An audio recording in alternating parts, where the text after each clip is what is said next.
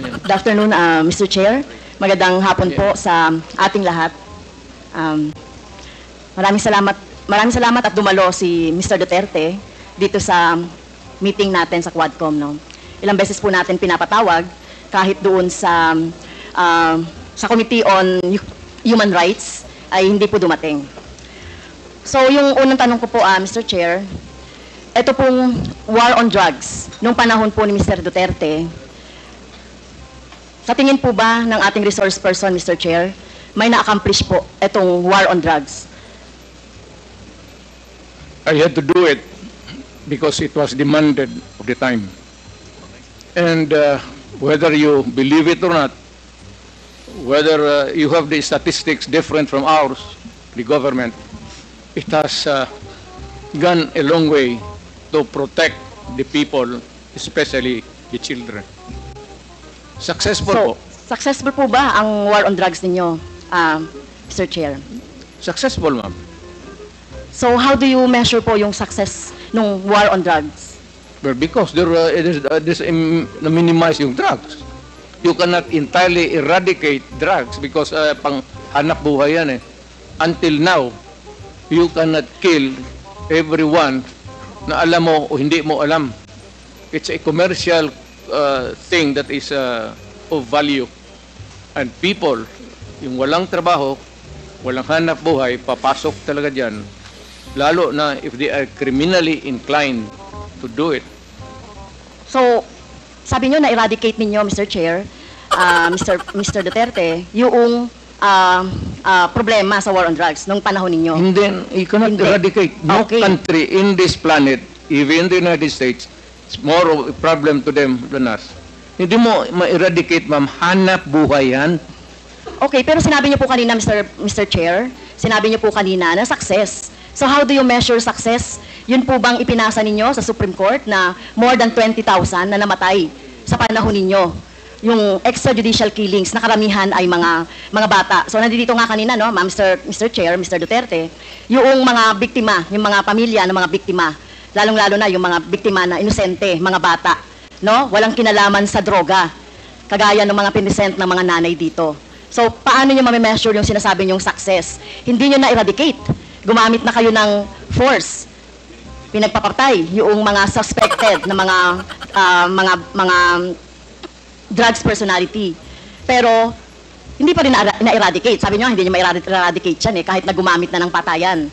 So, paano nyo nasabing success yung sa panahon ninyo itong war on drugs? In the sense that it was minimized. Hindi naman, that's a relative word. Pero, you know, I cannot... minimize. Basta, ginawa ko yung dapat kong gawin sa panahon ko, ma'am. Whether it is really acceptable to all or none at all, ginawa ko yung dapat gawin ko as president at that time. Now, if you are asking for accountability, then if you can, I said, ina-admit ako naman, file the case, and I will go to jail willingly if you can prove the case, because this is a democratic country and there is a democratic process. Even for criminals and even for a president or mayor who committed a wrong in the campaign against the drug menace of this country. Okay, so sa tingin ko po, Mr. Chair, hindi kayo naging success, no? Sa dami ng napatay na biktima ng EJK, hindi yon, no? Hindi yon yung makikita natin na na-minimize na talaga yung droga. In fact, tama ba to, Mr. Chair, na wala namang mga big fish na nahuli during your time? So, pwede mang magbanggit, Mr. Chair, si Mr. Duterte, na mga big fish, yung mga drug lord, mga nagmamanufacture ng droga during the time. Kasi ang nakita lang natin ay bloody, no? Dugo ng ating mga maliliit, mga mahihirap na mga mamamayan. Pwede ka bang magbanggit, Mr. Chair, si Mr. Duterte, na drug lord o malalaking smuggler ng droga na napatay or nahuli or napakulong sa panahon mo? Ma'am, magtanong ako. Mr. Chair, ako po yung nagtatanong, point of order. Hindi, teka muna. Pwede po sasagutin na lang ng resource person. Mali yung tanong mo eh. So, Mr. Chair, bakit mali po yung tanong ko? Ang tinatanong ko lang po, may nahuli ba kayo na malaking kriminal, mga drug lords, mga nagmamanufacture ng droga sa panahon niyo po? Kasi ang nakita lang ng tao ay yung mga namatay na mga bata, na mga small time, na mga drug addicts, or mga pusher, etc. O meron mang mga LGU na mga mayor, merong iba. Kaya lang, yung pinanggagalingan po ng droga, meron po ba, Mr. Chair? Meron, ma'am. Marami doon nasa dagat, harap ng Davao. Yung iba naman dyan sa Mount Apo. Can you elaborate on that? Anong dagat at anong kapo? Tinapon ko. Sino po yung mga tinapon ninyo na mga drug lord at smuggler at malalaking fish sa droga? Hindi ko na tinanong bakit pa ako magtanong. Basta pag nahuli, yan doon. I take over. Lagay ko sa bangka. Pagdating doon sa dulo, talian ko yung kamay pati paa, tapos itapon ko. Okay. So, dapat po magbanggit kayo at alam ko po, Mr. Chair, si Mr. Duterte ay isang lawyer. At alam ninyo yung due process. At alam nyo ba paano pahalagahan ang buhay? Whether yan po ay talamak na kriminal o wala nang pag-asa sa buhay or whatever, kung nahuli, dapat ay binigyan ng due process, ikinulong, inahawa ng cases, kinulong, at hindi agad-agad ng pinapatay na katulad ng ginagawa ninyo, Mr. Chair, ni Mr. Duterte. Ginagawa ni Mr. Duterte yung sa sinabi niya. Ma'am, ang preso kasi ma'am sa amin is only good for 40, 50. Eh, minsan umaabot na kasi ng 80, 100. Overcrowded na. So, yung iba, itatapon mo na lang para medyo maluwang. Well, excuse me sa mga audience, no? Siguro may kakampi dito si Mr. Duterte. Hindi po nakakatawa yon. Hindi ako nagpapatawa, ma'am. Pero hindi po kami natatawa. Mr. Chair, wag mong gawing katatawanan Well, hindi ang na. hearing na ito. Eh, sinasabi ko sa iyo. Well, naging presidente ka, Mr. Chair. Correct. Pero dapat alam niyo po yung due process at pagpapahalaga sa buhay. Hindi yung ganyan. Sino bang may kasalanan? Bakit po congested ang ating mga kulungan? Di ba? Bakit po sinasabi ninyo, hanap buhay ng ibang mga tao, yung droga? Di ba dapat obligasyon ng pamahalaan na i-provide ng pagkakataon, oportunidad para sa employment ang mga tao para hindi po na ano sa droga na katulad ng sinasabi ninyo, no, mga dahilan. Pero ito po, no, wag niyo pong gawing katatawanan. Kung totoo po yung sinasabi niyo, name names. Sino po yung tinapon niyo sa lupa, sa dagat? Nakita pa po ba yan ang kamag-anak niya? Ito katulad po ng mga biktima ng ating ng droga, ng biktima ng EJK dito. Wala man, Davao man ako assign, ma'am. Hindi po, Hindi ito man katulad dito? nito, katulad niyan. Sinabi po Mr. Chair ng ating ng Mr. Duterte na pag may nahuli siya na sangkot sa droga o malalaking fish, tinatapon niya. So ganun na po ba? Ka-cheap? Or wala kayong pagpapahalaga sa buhay ng tao? Kaya sa panahon ninyo ng war on drugs, no wonder 30,000 or less ang namatay sa panahon ninyo. Sa halip na gawin ninyo ay i-rehabilitate, bigyan ng trabaho, pero ang ginawa ninyo sa mga pulis, utusang patayin ang mga biktima ng droga. Tama po ba yun, Mr. Wala Chair? kasi akong trabaho na ibigay sa kanila, ma'am, hanggang ngayon. It remains to be a problem. Ano, what you're mounting is still the same problem that we have had for all these years. Hanggang ngayon, nandiyan pa rin yung droga. Hindi yun imam tatapos. Hanap buhay nga. Pero hindi po siguro katulad nyo, no? At ito ay magsisilbing lesson, Mr. Chair, kay Mr. Duterte, no? At sa mga susunod na mga mamumuno sa ating bayan. Hindi po solusyon ang pagpatay, no? Kung walang mga hanap buhay, bigyan ng hanap buhay. Pagsikapan dito nga, di ba? Ginagawa nga natin ng buong makakaya natin para bigyan ng kahit papaano ay tulong yung ating mga mamamayan. So hindi po ito dapat patayin, no? So mukhang mali po yung line of thinking Hindi ni dapat, ma'am. Pero kung talagang, Mr. Duterte. if the situation calls for it, I will not hesitate. And the police should not hesitate. Especially facing a criminal who is also going to kill you pag hinuli mo. Dapat patayin mo talaga. At ayaw kong makita na buhayan kasi gamutin mo pa sa ospital, magastos pa ang gobyerno, tapos tatapon mo doon sa prisuhan, pakakainin mo pa. Tapusin mo na. That is my philosophy. And I don't believe in you, Mr. If you do Mr. not Chair. like if you do not like my my ideology, fine. That's mine. Bahala ka na sa buhay mo kung ano yun. Opo. At bahala na rin po yung ano no, yung justisya, no, yung batas sa inyo po, whether dito sa bansa Well, or sa ibang bansa po. naging presidente Pero kung ako. ganyan po yung, Mr. Chair, kung ganyan ang line of thinking ni Mr. Duterte, na walang ano no, ganyan niya ituring ang mga mamamayan, na kapag hindi niya mabigyan ng hanap buhay, nagdroga yan, patayin na lang. So what kind of thinking of that, Mr. Chair? Right thinking. That's yours. Sa ano yun. What can else can you think of? It's the right thinking. I don't believe in you. Okay, next, I'm Mr. not Chair. asking you to believe in me. Okay, fine. Far from it. Fine, Mr. Chair. In same Senate hearing, Mr. Chair, Mr. Duterte said, encourage the criminals to fight. Encourage them to draw their guns. Yan ang instructions ko. And the only way na hindi kayo makulong, and to justify the killing is bigyan mo talaga ng panahon na lumaban. Okay? So, madalas po, Mr. Chair, no, nababanggit dito, self-defense ng mga pulis, yung ginagawa nilang pagbaril o pagpatay sa mga biktima ng or yung mga hinuhuli nila at pinapatay nila. So, as a lawyer, Mr. Chair, tanungin ko si Mr. Duterte, ano po ba yung elements of self-defense? When your life is placed in danger, whether as a civilian or a police, you have the right to defend. And if your life is in danger, kill the idiot in front of you. Or you will die as an idiot. At yung criminal, marayang must have the satisfaction of doing his thing. Okay, yun po ba, as a lawyer, yun po yung inyong alam tungkol doon sa elements ng self-defense? Ibang ano ma'am, performance of duty, yung self-defense, elements of self-defense, kasali yan doon sa, it also favors the policeman or soldier. Isa lang ang standard niyan, ma'am. Are you in danger of losing your life in front of a person, whether really criminal or your enemy? Kagalit mo.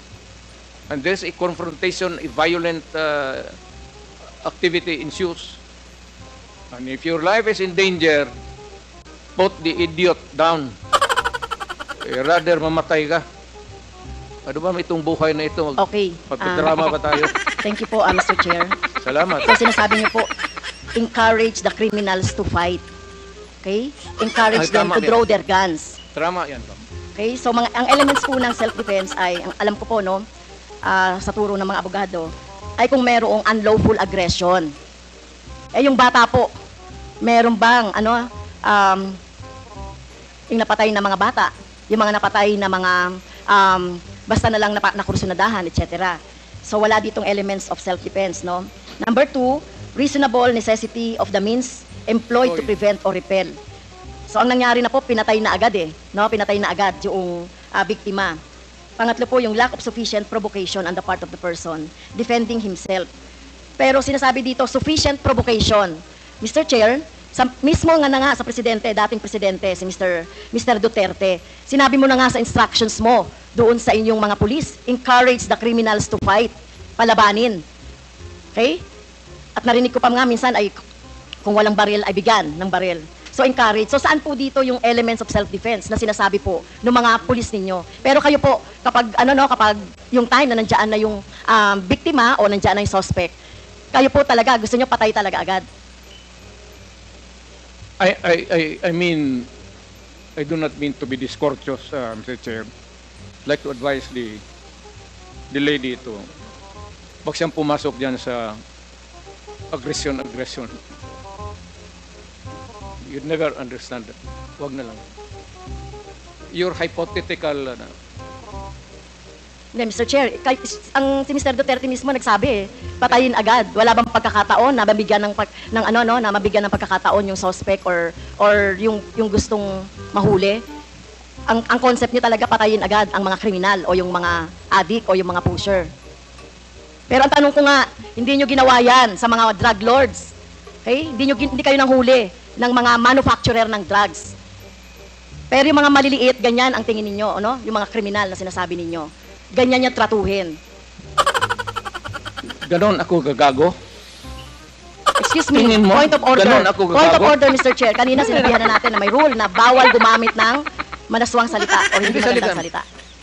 salita. I'm using a word. Ganon, am I that stupid? English yan. Wow! Ang Tagalog niyan is ganon ako gagago?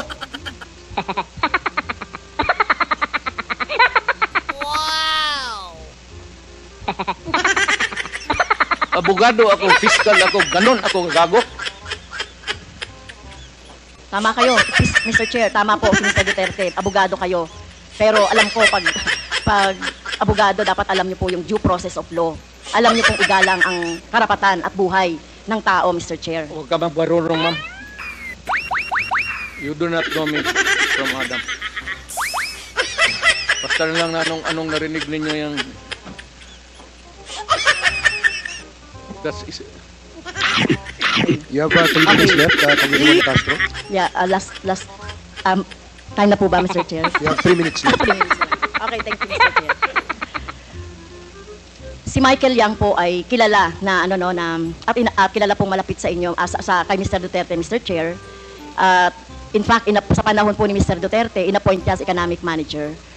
So, dito po, Mr. Chair, nababanggit sa mga resource persons natin yung papel ni Mr. Yang, Michael Yang, sa droga, sa kalakalan, sa droga. So, ang tanong ko po kay Mr. Duterte, Mr. Chair, gaano niyo po kilala si Mr. Yang o si Michael Yang? Michael Yang is an owner of a big department store in Davao City. Nag-irate yan, ako ang nag-cut ng ribbon sa department store niya. And every businessman, whether ang background mo hindi kung saan ka galing impyerno, if you want to have a picture with me, I will gladly oblige you. Even the criminals. Alam mo, do not confuse your, just because they are Chinese and they suspect you.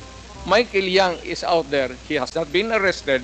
Wala namang dossier na pinapakita sa akin. Kung mayroon ako na pumatay, hindi na kailangan ang pulis. Ako na mismo ang... Kung may ebidensya po tayo na involved siya sa droga, papatayin niyo rin po si Michael Yang? Ako. Maniwala ka.